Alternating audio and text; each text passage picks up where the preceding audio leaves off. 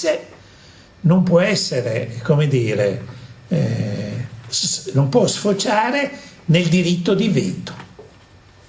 Io credo che noi dobbiamo rompere questo schema, e per rompere questo schema io a noi che, come dire, non apparteniamo tutti a Sinistra Democratica, vi propongo un documento che vada al Consiglio Nazionale di Sinistra Democratica del 24 luglio, a noi che siamo di Sinistra Democratica, a voi che siete ex Rifondazione, a voi che siete socialisti, non so se ci sono verdi, eccetera. Perché questi schemi diplomatici vanno assolutamente rotti. E io vi chiedo se siete convinti, o quelli che sono convinti, di votare questo documento, anche se è riferito a un'organizzazione di cui solo una parte fa parte. Ve lo leggo perché faccio prima, e il significato di questa cosa è andare un po' avanti, così come hanno detto altri compagni, sull'organizzazione. È breve? Sì, è una paginetta. Una paginetta e mezza, sì. No, io però, scusa Presidente, scusa, sì. 6, 7, 8, ci sono ancora 9 persone. Sì, scusa Presidente, io sono assolutamente rispettoso, proverò a essere rispettoso al massimo, però se noi facciamo dei seminari, dobbiamo poter ragionare, e per ragionare ci vuole il tempo.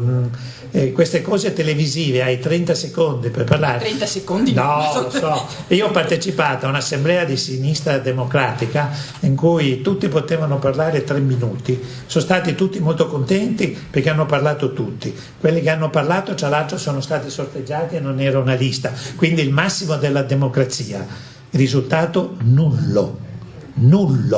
Perché in 3 minuti, vabbè, scusa, nella recente campagna elettorale Sinistra e Libertà, anche se non è riuscita a superare lo sbarramento, ha avuto un successo. Vabbè, sorvolo alcune cose.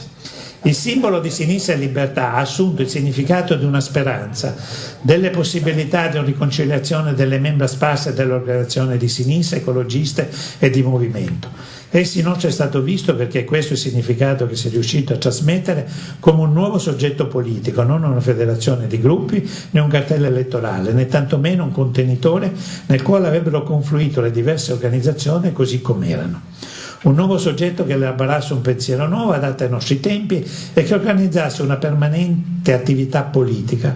E in questa prospettiva che dopo la campagna elettorale si stanno avvicinando quelli che sono stati semplici elettori con l'intenzione di contare e di dare il loro contributo nelle iniziative e nella discussione. Se noi volessimo farci male e volessimo sbagliare consapevolmente, dovremmo rilanciare il rafforzamento e il tesseramento di Sinistra Democratica. Non basta sapere, come di fatto è, che Sinistra Democratica è la componente più determinata per la realizzazione del nuovo soggetto politico. Il suo rafforzamento, infatti, avrebbe i seguenti aspetti negativi. Dare il senso che Sinistra e Libertà costituirà un aggregato, non importa se federato o meno, delle forze che hanno promosso la lista elettorale, con questo dando luogo a quella trattativa tra gruppi dirigenti per ruoli, funzioni, eccetera, che tanta responsabilità hanno nell'allontanamento dalla politica di persone democratiche di sinistra.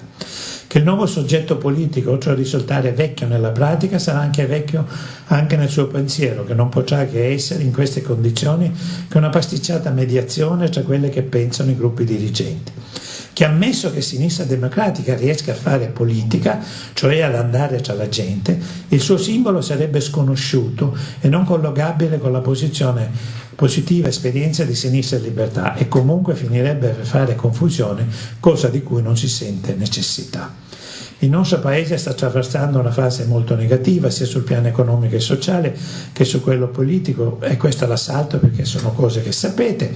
I temi che ci vengono suggeriti sono quelli della sicurezza del lavoro, anche questo salto, e bisogna fare politica. Ma come? In quale veste? Con quale simbolo?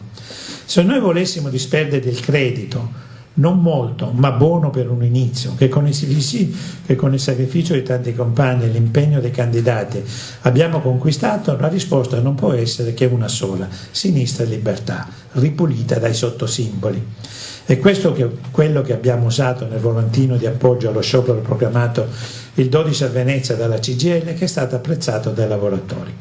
Stando così le cose, chiediamo al Consiglio nazionale di Sinistra Democratica di non promuovere un tesseramento di Sinistra Democratica, che l'organizzazione Sinistra Democratica, proprio a partire dalla sua volontà costruttiva, si attrezzi a vivere una sorta di doppia vita: essere organizzazione labile che in prospettiva si scioglierà e insieme fattori di sostegno alla formazione del nuovo soggetto politico Sinistra e Libertà, così come maturato in tante realtà.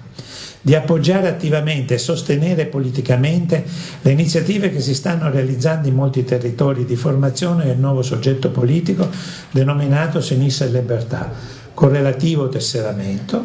I compagni che si iscrivono a Sinistra e Libertà temporaneamente possono avere la doppia tessera del Partito Socialista e dei Verdi. Di attivare una campagna politica sui temi di maggior rilievo sotto il simbolo di Sinistra e Libertà. Riteniamo che il simbolo Sinistra e Libertà, privato di sottosimboli, non sia più il simbolo elettorale, appartenga ai compagni che ci hanno creduto e ci credono.